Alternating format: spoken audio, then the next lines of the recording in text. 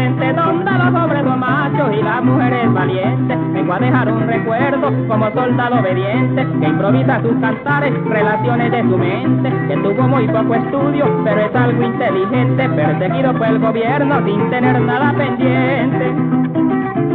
Nada pendiente, vengo a dar una explicación, lo que mi corazón siente. La revolución del llano, aquí la tienen presente. Se compone de 1000 hombres, un capitán y un teniente, un sargento de primera, su respectivo escribiente, doctor en medicina y muy buenos asistentes, expertos en la materia de una práctica excelente, un coronel de criterio, el hombre más eminente, que dirige al movimiento con su ciencia competente, para luchar en el llano, una lucha seriamente, con el fin de liberarnos y tumbar al presidente. Los hijos de Casanare hoy son más que suficientes para sostener la lucha en los llanos del oriente. La revolución del llano tiene a favor buena gente, porque han visto el desengaño, la mayor parte está hiriente, ayudan con interés sin poner inconvenientes. Bienvenidos nuevamente a su programa 100 preguntas y respuestas para comprender el conflicto colombiano. Nos acompañan hoy el profesor Wilmer Zuleta, José Zuluaga, estudiante de último semestre de Derecho,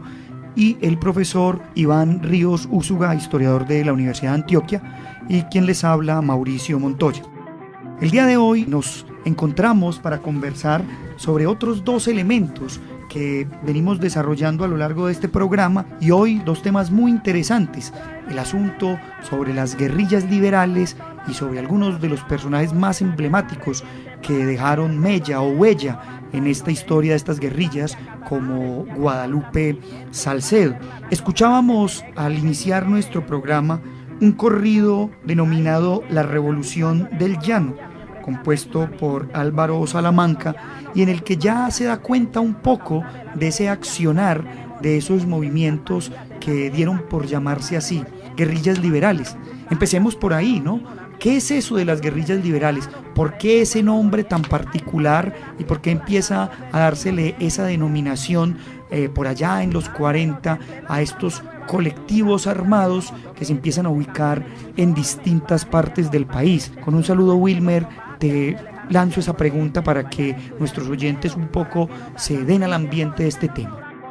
Desde el siglo XIX, que hubo las 9 guerras civiles nacionales, han existido guerrillas tanto conservadoras como liberales, pero particularmente desde 1948 estas guerrillas liberales cogieron gran fuerza, principalmente porque había un gran descontento contra los conservadores y luego por la muerte de Jorge Eliezer Gaitán. Particularmente estas guerrillas estaban conformadas por campesinos, por peones, por algunos dirigentes agrarios que querían hacer una revolución a nombre del Partido Liberal y contra los llamados godos por ellos, porque ellos consideraban que los godos estaban acabando con el país, con el progreso de las masas, y por ende, según su criterio, había una ausencia en el poder del Estado, había abuso por parte de hacendados y de terratenientes en contra de los campesinos, y en general había una crisis política nacional que condujo a estas guerrillas a alzarse en armas. Y finalmente vale decir que estas guerrillas nacieron particularmente en Sabanalarga, Casanare, y se expandieron por el sur del Tolima, por el nordeste antioqueño, por el Magdalena Medio, Cundinamarca y los llanos orientales, entre otros lugares. Claro que sí, además hay que sumar a eso algo que es bastante interesante, incluso para muchos polémico, ¿no? El concepto con el que también nacen, ¿no? Son guerrillas de autodefensa, porque regularmente cuando uno escucha hablar de autodefensa, pues piensa siempre en los paramilitares, y en realidad no. Aquí incluso los primeros guerrilleros liberales hablaban de cómo lo que estaban defendiendo primero que todo era la vida, y posteriormente pues los territorios y sus familias. Hay un dato curioso en esa transición de esas guerrillas que empiezan a alcanzar mayor apogeo tras el 9 de abril de 1948, tras la muerte del caudillo liberal Jorge Eliezer Gaitán, y es algo que genera bastante curiosidad, y es porque en las guerrillas del llano estos primeros movimientos que se alzaron en armas fueron bien vistos por los hacendados, y los hacendados incluso en un principio los patrocinaron, particularmente porque veían también como peligroso al gobierno conservador. Y esto lo estoy diciendo porque resulta que tiempo después el gobierno de Mariano Ospina, en un decreto que va a firmar, que es el 2499, es un decreto que invoca el no comprarle carne a los hacendados del llano, acusando de que hay una fiebre aftosa, y con eso bloquean el llano. Claramente, pues mucho tiempo después se supo que ese decreto era una forma de presionar a los hacendados para que le quitaran el apoyo a esas guerrillas liberales que poco a poco se les fue quitando de parte de los hacendados, y las guerrillas liberales también entonces ya no tenían solamente como enemigo al Estado, como enemigo a muchos hacendados, sino que también empezaron a tener como enemigo pues a los chulavitas, a la fuerza pública. Trasladémonos un poco hacia esas guerrillas del llano, en el Casanare, así como decía muy bien el profesor Wilmer, que nacen por allá en Sabana Larga, y vamos a encontrar una serie de particularidades. Con la bienvenida al profesor Iván Ríos Úsuga. Profe, cuéntenos sobre ese impacto y ese papel que esas guerrillas del llano tuvieron en este contexto histórico del que estamos comentando. Sí, muchas gracias, Mauro. Mira, ve, retomando un poco lo que decías vos y Wilmar, esta situación tiene que ver mucho es con la forma como se expresa la dinámica de la violencia. E insisto mucho en esto, en el carácter variable y selectivo.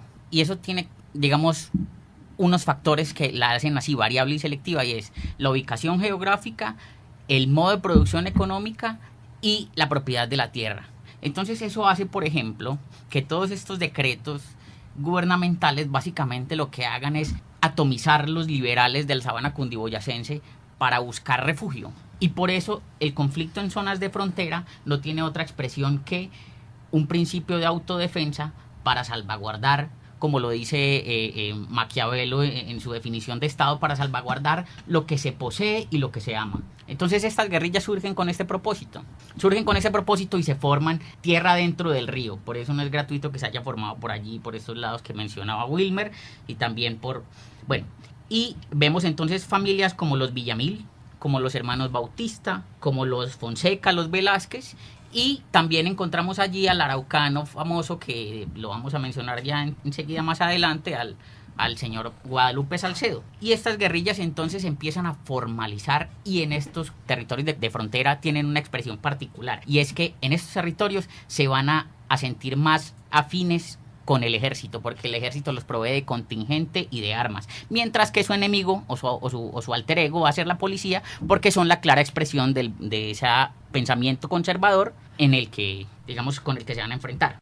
Eso es bastante particular, profe, porque también ahí vamos encontrando cómo en estos llanos hay una especie de organización, ¿no? No es simplemente el hecho de levantarse en armas, sino que se consolida algo que es histórico y curioso para las guerrillas en su historia, las guerrillas liberales, que son esas leyes, ¿no? Hay unas leyes que ellos mismos consolidan en sus territorios. Hay una primera ley del llano que fue expedida el 11 de septiembre de 1952. ¿Por qué es importante esa ley, profe? ¿Qué es lo que traía esa primera ley del llano? Bueno, básicamente esa ley del llano es porque ya allí hay constituidas unas soberanías hechas a sangre y fuego y consolidadas en armas. Entonces lo que buscaban estas leyes, la primera, bueno, ambas tenían la misma naturaleza, pero la primera fundamentalmente es cómo hacer que el Estado funcione de manera eficiente, garantizar derechos civiles y funcionamiento, porque ya la segunda, digamos, ya institucionalizadas, las soberanías de los comandos guerrilleros, que incluso Guadalupe Salcedo estuvo a la cabeza del más importante, era cómo civilizar la guerra, cómo regular ese funcionamiento de las armas, cómo funcionaban esos estados revolucionarios que allí se habían instaurado.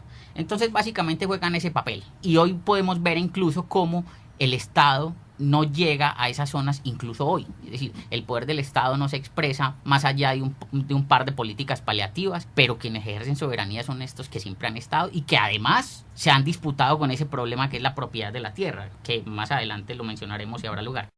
Muy interesante eso, profe, porque usted mencionaba algo que en la segunda ley del llano, que fue expedida el 18 de junio de 1953, ya hay algo muy interesante que usted dijo y quisiera reiterarlo: la regulación de la guerra. Es como fijar unas normas, pareciera que estuviéramos hablando del derecho internacional humanitario, porque se regula una guerra para evitar que sean las víctimas la población civil, cosa que es relativa, porque siempre la población civil pues va a terminar sufriendo gran cantidad de muertes y de vejámenes a manos de los distintos grupos armados. Pero es también interesante, profe, mencionar un poco cómo esas guerrillas del llano pues también van a tener su imitación o su emulación en otros territorios.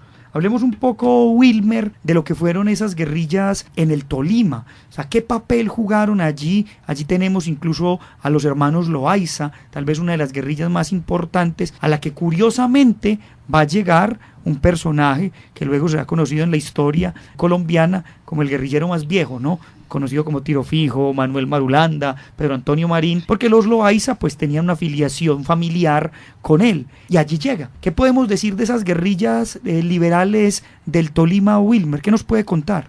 Sí, en primer lugar, muy interesante que usted mencione lo de Tiro Fijo, porque inicialmente era seguidor de Jorge Eliezer Gaitán y precisamente toma el nombre de Manuel Marulanda Vélez por un compañero caído, y particularmente en el Tolima había 3 grandes localidades en donde se ubicaban estas guerrillas. Estoy hablando de Chaparral, Cunday y Rovira, en donde empezaron a hacer sus grandes acciones, que podríamos reconocer por lo menos 3 grandes objetivos. Lo primero, contrarrestar la violencia estatal, porque había sido generada por la policía de los chulavitas, que era la policía conservadora, y por eso es que luego se cambia el nombre a Policía Nacional, porque querían despolitizar a los chulavitas. En segundo lugar, porque inicialmente ellos no estaban de acuerdo con los comunistas, así luego hayan tenido simpatía, alianzas con ellos, pero inicialmente era luchar también contra los comunistas, que eran más conocidos como los comunes, según el general Peligro,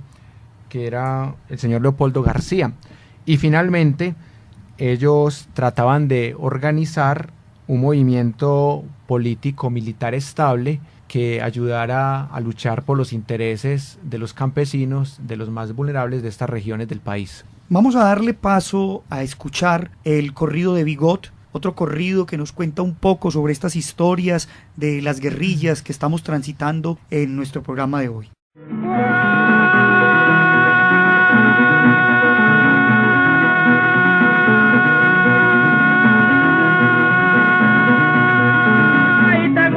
Placentero de contarles una historia que por mi escasa memoria pasa un caso verdadero. Desde el principio hasta el fin les diré lo que me acuerdo de los que hicieron festín con la gente de mi pueblo.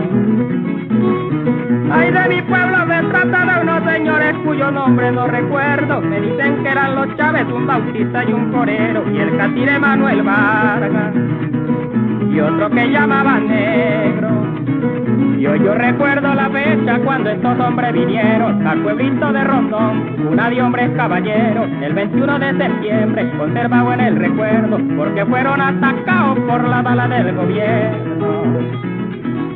Ay, del gobierno llegaron clareando el día los impávidos viajeros, pero un fuego aterrador a sus pasos detuvieron. Unos corrieron pa'l río, otros corrieron pa' afuera. Ahí fue que cogieron preso al conocido Tiberio, porque tenía una pensión y atendía a los forasteros. A Corozal fue llevado, sin camisa y sin sombrero, con las ropas de Bigot que roncaba en esa tierra.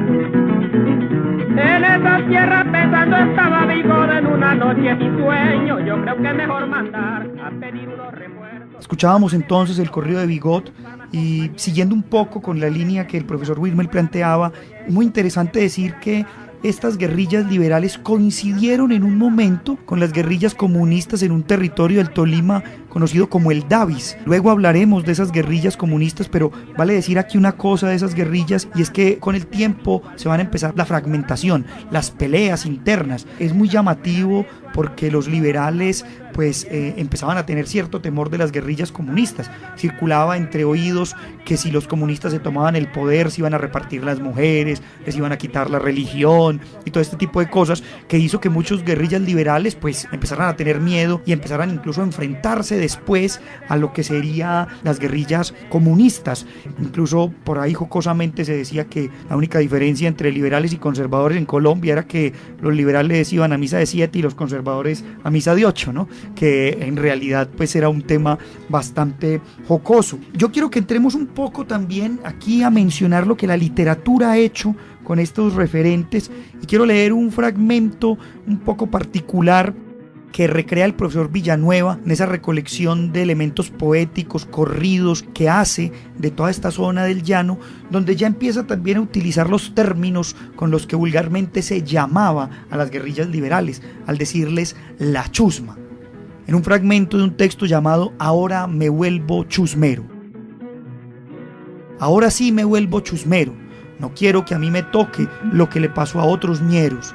La recluta es otra cosa de nuestro serio conflicto, nos llevan a echarnos plomo pa' defensa de los ricos.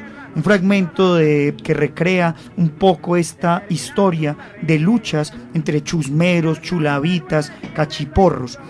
Pero vamos entrando un poco también aquí a hablar de esas figuras que son importantes en la historia de estas guerrillas, y nos encontramos entonces con Guadalupe Salcedo, del que antes de dar la palabra a José para que nos hable un poco de eso, yo quiero que escuchemos una canción compuesta por Arnulfo Briceño que recuerda una de las famosas tomas militares liderada en su momento por este guerrillero Guadalupe Salcedo, la toma de Páez, un pueblito de Boyacá tan enigmático. ¿Quién era Guadalupe Salcedo? Bueno, Guadalupe Salcedo nace, primero que todo, en 1924 en Tame, Arauca. Creció rodeado en sector como el campo y el ganado y tenía un gran potencial de líder. Esto lo conllevó a que se dedicara de manera total al manejo del ganado. Antes de la ocurrencia del Bogotazo, como anteriormente lo hablábamos en el programa, este individuo fue detenido por el hurto de ganado. Posteriormente, meses más adelante, fue puesto en libertad y crea lo que se conoce como las guerrillas del llano, con un número reducido de hombres. Bueno, eso es bastante importante porque a pesar de que había muchos líderes, como mencionaba ahorita el profesor Iván, pues Guadalupe termina siendo casi quien recolecta todos esos reductos de los otros guerrilleros liberales que van siendo asesinados, que desaparecen, ¿sí? Volvamos un poco a esas guerrillas del llano ahora ya a cargo de Guadalupe. Profesor Iván, ¿qué más podemos contar de ese impacto de Guadalupe ya en las guerrillas del Casanare? Bueno, ya allí en estas guerrillas del Casanare lo que tenemos es ya elevación del nivel organizativo. Digamos que allí ya se consolida un movimiento con carácter de partido. Y él de hecho alcanza a consolidar esto de manera tal que ya lo ven como una amenaza. Y por eso no es gratuita su muerte. Después cuando llega a Bogotá ordenan su muerte. Y digamos que allí empieza como a atomizarse el asunto, porque no encontramos quien condense ese trabajo que él empezó a desarrollar. Pero lo que sí queda claro es que producto de todo esto encontramos unos efectos económicos y sociales en los llanos, y es que la tierra se empieza a subparcializar y empieza a aumentar su precio, ¿no? Hay unas cifras, por ejemplo, que encuentro aquí que quiero mencionarlas. Para finales de la década del 40, una hectárea de tierra costaba 419 pesos. Y ya para finales de la década del 60 costaba 21.161 pesos en el llano. Estamos hablando de los llanos orientales. Bueno, muy interesante eso, profe, porque también muestra lo que usted decía inicialmente de cómo Guadalupe empezó a tener un poder. Incluso su apodo no era para nada bueno, al menos a los oídos, como el terror del llano, ¿no? O las tomas que hizo a los militares, las tomas y robo pues de armas para poder mantener su revolución. Un poco, Wilmer, contanos cómo podemos también ver eso de lo que algunos llaman la traición a Guadalupe Salcedo, porque no olvidemos que cuando llega posteriormente el general Rojas Pinilla y llama a una amnistía, Guadalupe, junto con aproximadamente 6.500 hombres, decide desmovilizarse y recibir la amnistía, y se convierte en una figura pública, incluso política en Bogotá, que luego terminará siendo asesinado el 6 de junio de 1957. ¿Qué podemos decir sobre ese asesinato, Wilmer? Sí, porque hay dos versiones, así como teníamos 4 versiones del asesinato de Gaitán, tenemos 2 sobre Guadalupe Salcedo.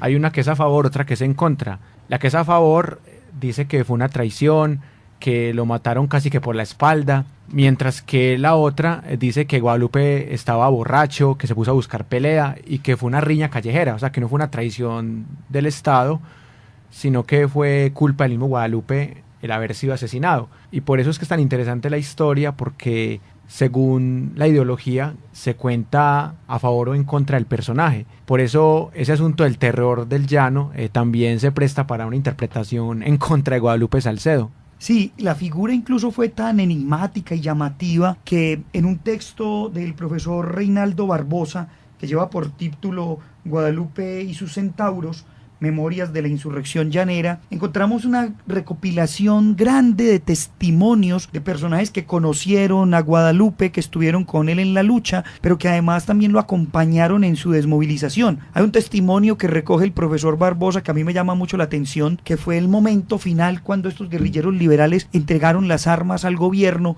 y después de esa entrega el testimonio de un hombre fue este: hubo honores militares, el último que le hicimos a Guadalupe Salcedo. Seguimos hacia el sitio donde íbamos a depositar las armas. Yo sentía dolor al tener que hacer eso, pero ya no teníamos remedio. Fui el primero en entregar mi FA. Duré un rato en silencio. 2 minutos de entregada mi arma. La humillación fue más cruel. Me hicieron entrega de un taleguito de papel, 1 libra de frijol, una camisa, un pantalón, un sombrero de paja enrollado. Recibieron mis manos unas quimbas, una caja de fósforos, un paquete de cigarrillos, 1 libra de azúcar, tal vez para refrescar el corazón, unos palillos, una burla completa. Ese testimonio recogido por el profesor Barbosa es tal vez este colofón del programa del día de hoy. Y no queremos despedir el programa de hoy sin invitarlos a escuchar otro corrido popular, un corrido titulado A Guadalupe Salcedo e interpretado por el grupo Mezcal.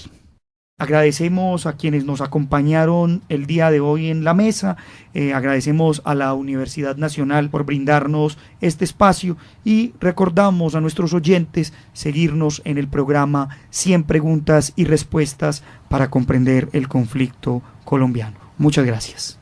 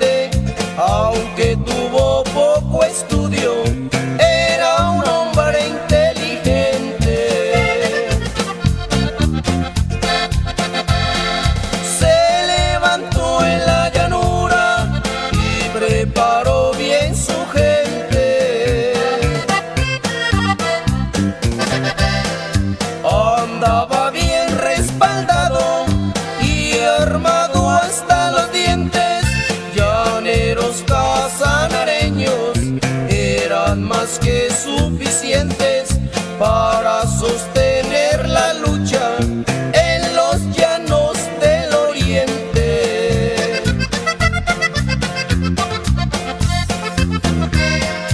La revolución del llano aquí la tienen presente.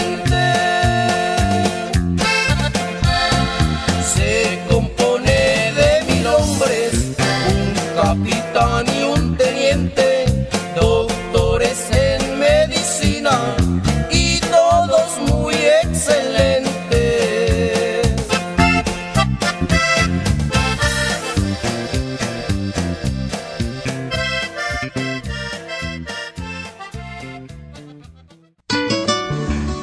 Cien preguntas y respuestas para comprender el conflicto colombiano es un espacio para divulgar el conocimiento histórico y promover el sano debate. Orientan este programa los profesores Mauricio